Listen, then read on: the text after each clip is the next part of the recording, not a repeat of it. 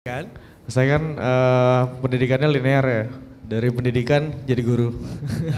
Dan benar kata tadi yang bertanya bahwa kenapa ya di Indonesia tuh kuliahnya harus dari beasiswa dan lain-lain. Kebetulan saya ngajar tuh selalu di ujung-ujung kota. Saya pertama kali ngajar di Cimahi ujung, terus di Majalaya, terus di Pangandaran, makin jauh lagi, makin jauh lagi. Saya tuh melihat banyak kagetnya gitu. Ternyata ketidakmerataan ini sangat jauh banget. Apalagi saya ngelihat sekolah ini yang sangat luar biasa. Saya di Pangandaran ada gedung yang didorong sedikit aja jatuh, kayaknya itu satu kelas. Ya itulah sayangnya pemerataan ini di Indonesia, kalau pengalaman saya ya, bukan untuk menjadi generalisasi, tapi sepengalaman saya setelah melihat Jawa Barat itu jauh banget, susah banget kayaknya memotivasi murid di desa sama di kota. Di kota tuh kalau kita motivasi dia tahu langkahnya kemana. Di desa tuh kalau kita motivasi dia punya batasan, merasa punya batasan. Karena keluarga saya hanya nelayan, karena keluarga saya hanya petani. Itu berat sekali, tapi ya itulah, semoga kedepannya biaya pendidikan lebih murah gitu, biar anak-anak daerah bisa menggapai cita-cita kayak anak kota.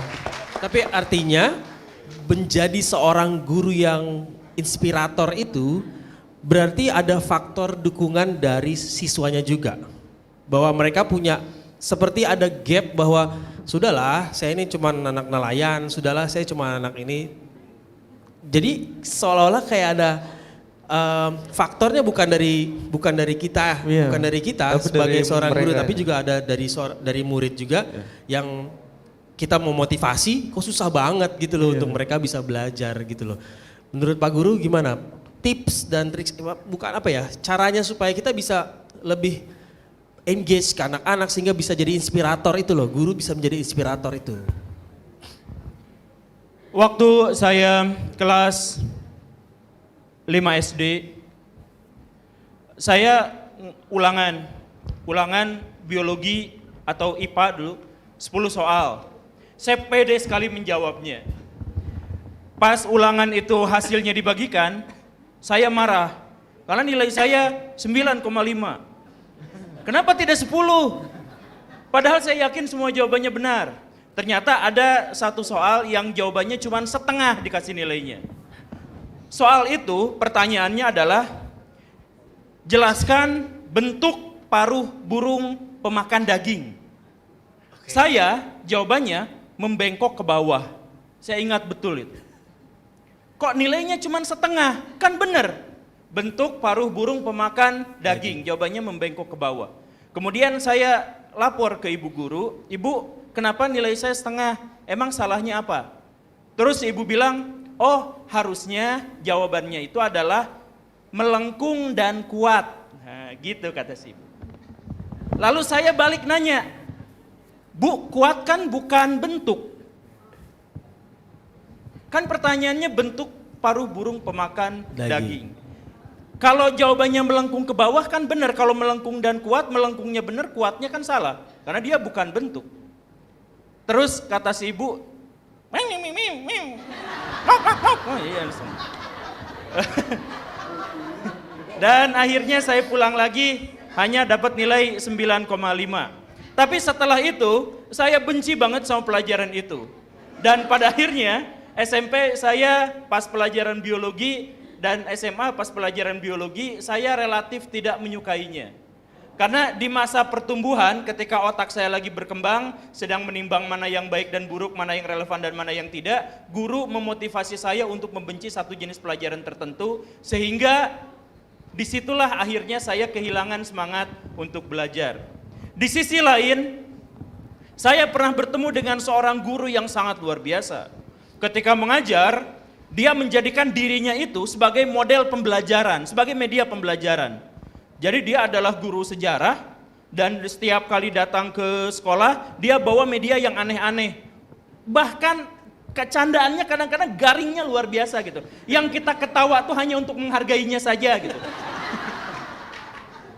Tapi ngelihat dari niatnya untuk memotivasi kita, membuat kita tertawa, membuat kita nyaman dan seterusnya, maka sejak saat itulah saya mulai berpikir bahwa di masa depan kalau saya tidak jadi presiden, saya akan jadi guru. Luar biasa. Kalau nggak jadi presiden jadi guru. Ya, jadi ibu bapak maaf, sekecil apapun tindakan yang dilakukan kita di kelas, bahkan yang mungkin kita lupakan, itu bisa saja berdampak besar terhadap masa depan anak. Jadi memotivasi, menginspirasi, kita bisa memotivasi anak-anak kita untuk menjadi yang lebih baik, tapi kita juga bisa menghancurkannya. Jadi misal ketika ada guru yang ngajarin misalkan mencontek dan sebagainya, maka terbukti sekarang di Indonesia 90% koruptor adalah orang-orang dengan tingkat pendidikan yang tinggi. Jadi semakin banyak belajar sama guru, semakin besar potensi jadi koruptor.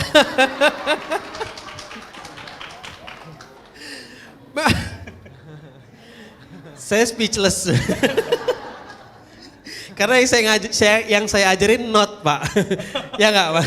Yang saya ajarin north chord gitu ya, bukan soal hitung-hitungan gitu kan. Tapi ya balik lagi, kalau misalnya dengan kurikulum yang ada sekarang ini, dengan relevansi lagi, balik lagi, itu yang harus seperti apa? Kalau kayak tadi misalnya memotivasi siswa. Oke, kita memang setiap apa yang kita lakukan di kelas, bahkan di luar kelas pun, itu jadi dampak buat anak-anak, bener nggak? Ya, setuju nggak Bapak Ibu? Ketika mereka di luar kelas pun, misalnya lagi istirahat, kita itu diawasi ya sama anak-anak, ya kan? Bagaimana tindak laku kita, bagaimana kita berjalan, berbicara, sampai akhirnya itu bisa menjadi sebuah role model buat mereka. Ketika mereka nanti besar, mereka akan jadi apa yang dia lihat, ya kan? Sehingga akhirnya motivasi itu muncul bukan hanya di dalam kelas.